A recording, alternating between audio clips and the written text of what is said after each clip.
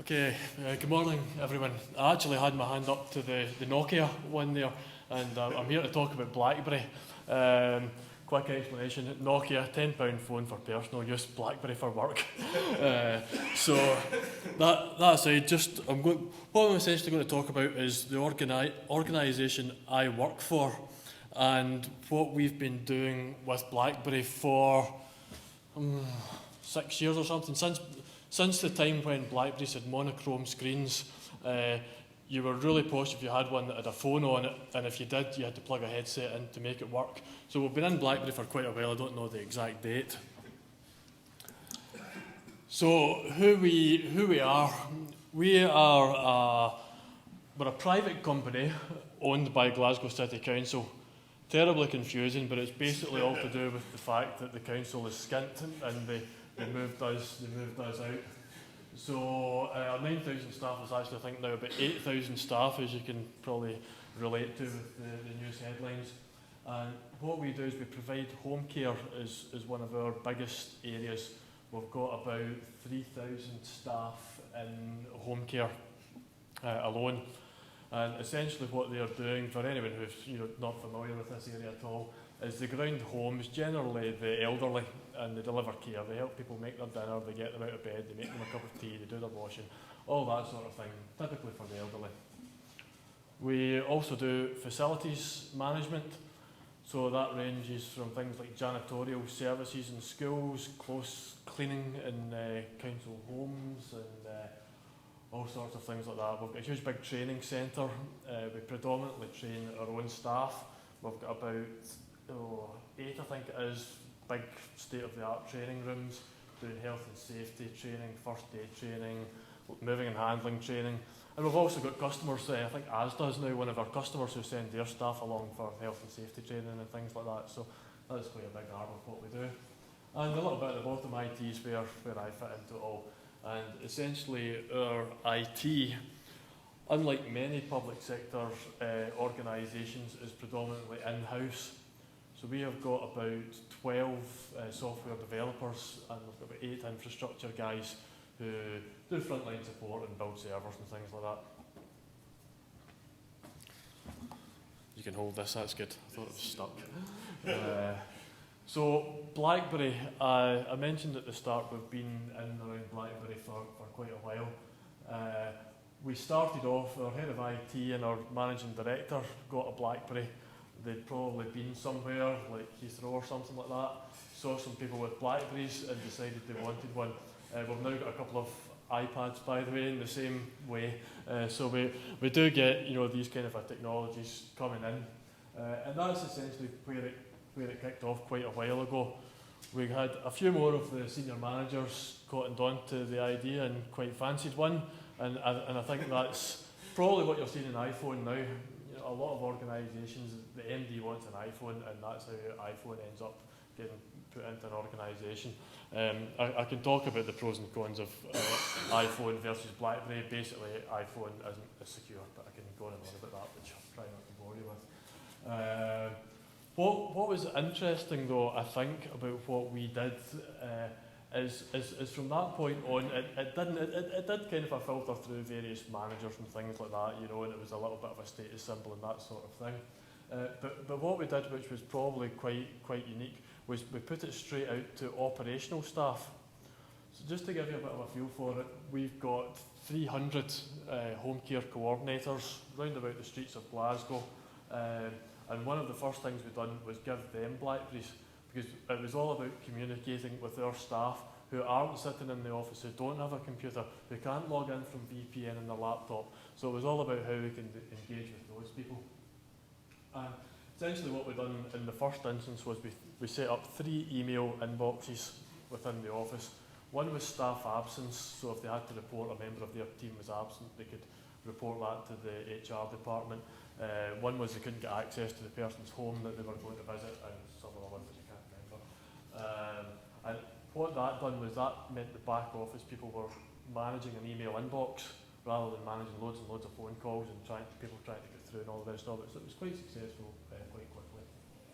And Where we then moved to is operational staff giving them applications or developers. We realised that email is essentially just a data application, and we wanted to integrate much more fully with our back office systems and processes, so we developed the applications to actually have proper functions rather than just an email. And we've done all sorts of things. We've won all these awards down the side,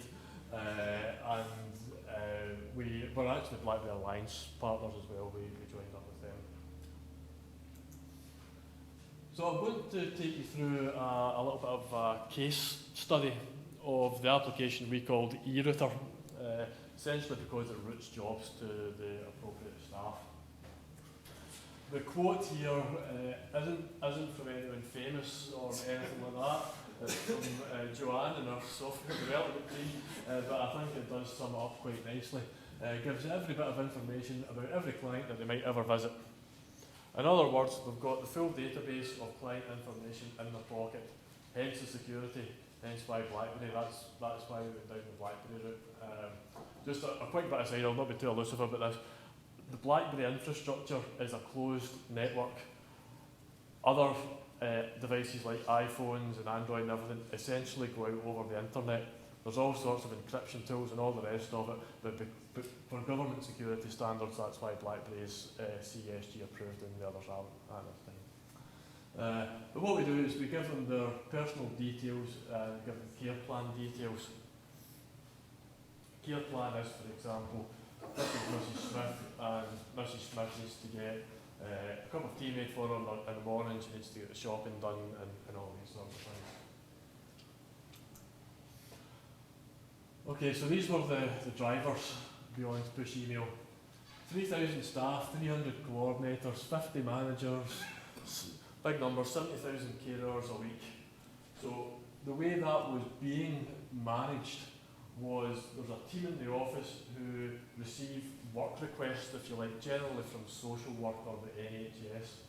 And those job requests had to result in somebody actually going out to an elderly, generally elderly person, all sorts of people, but generally elderly person, and delivering that care. How do you communicate to those people? Essentially what we had in place is a hierarchical structure of, I think we're down to the 30 managers now. The numbers keep reducing, as you can imagine. Before you know it, the old ladies won't be getting any care, but anyway. So it starts off at the top, there's a couple of managers, and then below the couple of managers there's about 30 care staff, and then 300 coordinators, and then 3,000, so you get the arithmetic there. That was the rough kind of a hierarchical structure behind that. And essentially all the processes in the office would work through our very nice back office system. It would get to a certain point, but then we had to get it to the people who were actually doing the job. At that point, they would phone up the coordinator, and the coordinator would stand with pen and paper and try and jot it all down. They would send a fax perhaps to a regional office where people could pop into, these were like little community halls and things like that happened to have a fax machine.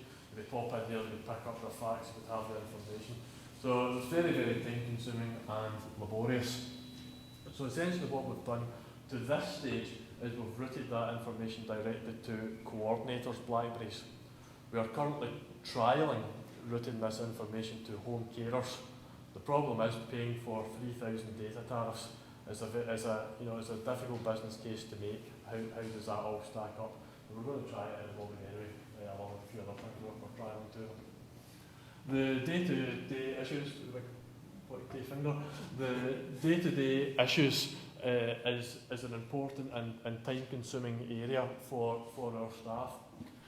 If someone goes to a home to deliver care to that person, they don't answer the door.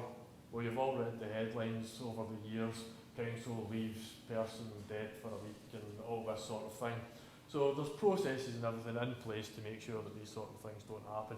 And basically you've got to find out where the person is if there's no entry to their home. So what they would have done previously is they would have typically phoned up the back office, and once they get through to the back office there was all sorts of problems with phones being engaged and all this sort of thing just due to staffing and things like that. They would get through to the back office would then log on to the database system and they would find out, okay, who's this person's next of kin, who's the key holder, have they been taken into hospital recently? The GP is a good source of information, you phone the GP, is the person been in to see you, all these sorts of things. They would then try and get back in touch with the care worker, and so it goes on. So all very time consuming. What they now do is the coordinator is in a small geographical area. They get a hold of the coordinator looks up in the BlackBerry and says, okay, key holders across the road, next of kin, let's phone them, all that sort of thing. So that piece of work is now done out in the field there and then, rather than sort of queuing up in the back office for them to deal with it. So it's saved us. We've sent a survey application out to measure it, but the rough figures are an hour a day per coordinator. Now you can do the arithmetic in that, which I've not got the figures off the top of my head, but an hour a day at, let's just say, I don't know what they get paid, let's just say it's £10 an hour, £15 an hour or something like that, times 300 people, well, if anyone's got a calculator, per annum, the cost savings are huge. Cost savings are only huge if you can actually realise those, and unfortunately realising those tends to mean staff reductions of some sort. We as an organisation, as most in the public sector are under huge 10% budget reduction next year, 10% the year after. Our turnover must be about 99% paid wages, so the only place it could go is staff, really, to be perfectly honest. So what we have done is, in the first couple of years, it made everyone efficient and it made things work very well and everyone was very happy. Now we've realised that there is actually, we can do more with less coordinators because of the technology that's been put in. 60 coordinators have left the organisation recently, another 60 are going to be leaving this year, another 60 next year, and the remaining coordinators, through what's been enabled using the BlackBerry application, are still able to perform the function. So it's, I suppose, an enabler for cost saving, and it's a nice one for an organisation to have as a banker, that they have built that capacity in to be able to do that as they may have to. Okay, went through that with busy back office and all the rest of it. We did have the sort of situation of Chinese whispers. Did you know Mrs. Smith get taken into hospital, and then before it goes round and round, various people, you know, Mrs. Smith's away to Florida for a week. You know, so having the correct information directly on a device, directly out there, has made a big difference to that. And the staff are all running about busy and stressed, mistakes happen, and all the rest of it. So it's been very successful.